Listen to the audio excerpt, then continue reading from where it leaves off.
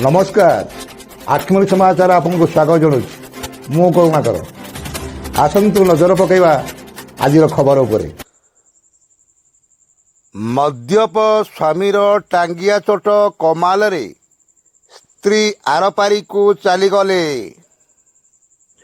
अनुगुल जिला आठमल्लिक उपखंड किशोरनगर ब्लॉक हंडपा थाना अंतर्गत ओरुकुला पंचायत अंतर्गत गदैमुंडा ग्रामर कुड़ासाई ठारे देखा मिली एक अभावनीय दृश्य जहाँकि उभय स्वामी और स्त्री मध्य सामान्य बचसा को केन्द्र करी घटीथिला तुमुलकांड जहाँकि उत्त्यक्त होई निशा चूर अवस्था स्वामी चक्रधर देहुरी 75 वर्ष निजर जीवन साथी स्त्री रहीबारी देहुरी को 70 वर्ष को एक टांगियारे तांको मुंड को प्रहार भावे चोट मारिथिले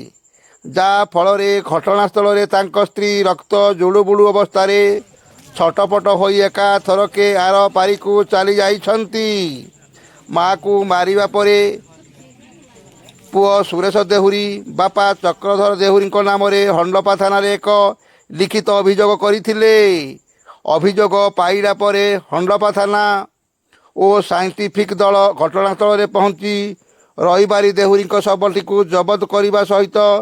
शव विपच्छेद पाई अनुगुल मुख्य चिकित्सालय को पठाइछंती। स्त्री हत्याकारी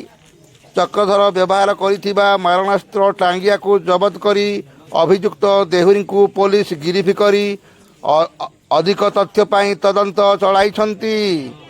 आसंतु पुलिस और अभियोगकारी प्रतिक्रिया नेबा सेमाने कौन कहउचंती हेला तमे केतबे जानिबा पाइलो आउ केମିତି कौन एमती प्रथम किसी राग थिला कि कौन थिला मो ना कौन प्रथम को मो ना हूँ सुरेश देहुरी आ मु काम करी जाइथिली संध्या टाइम समस्ते आमे जाइथिलु समस्ते आ खाली छुआ माने खेलुथिले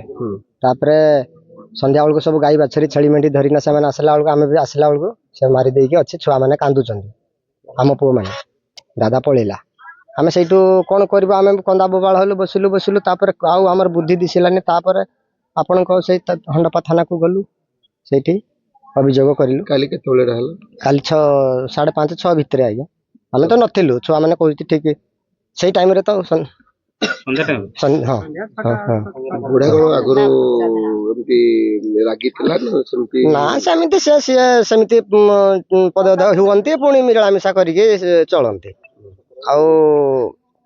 कौन एमती आमे कौन जानिल एमती चाष बास होउची आमे करी कुरा दो कोदिन मूल्यवती दिन जाई चलंती से बेले तो ना कौन थिला चक्रधर देहुरी केते बयस पाखा पाखा हो 70 75 भीतर मां कर बस से 70 तार ना कौन रहीबारी देहुरी प्रभाकर मल्लिक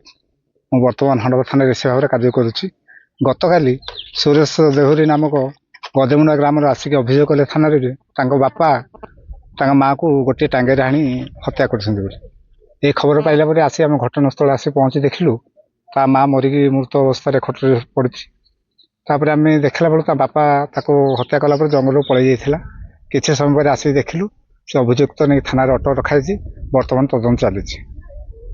कहला हंडपा थाना case number 139/26 dated 16/4/2026 under section 85/103 close 1 BNS registration है। साइंटिफिक टीम बर्तमान आसिक घटनास्थल तदन कर बर्तमान सबटी को आम व्यवस्था निमंते अनुकूल मुख्य चिकित्सालय को पठाऊ।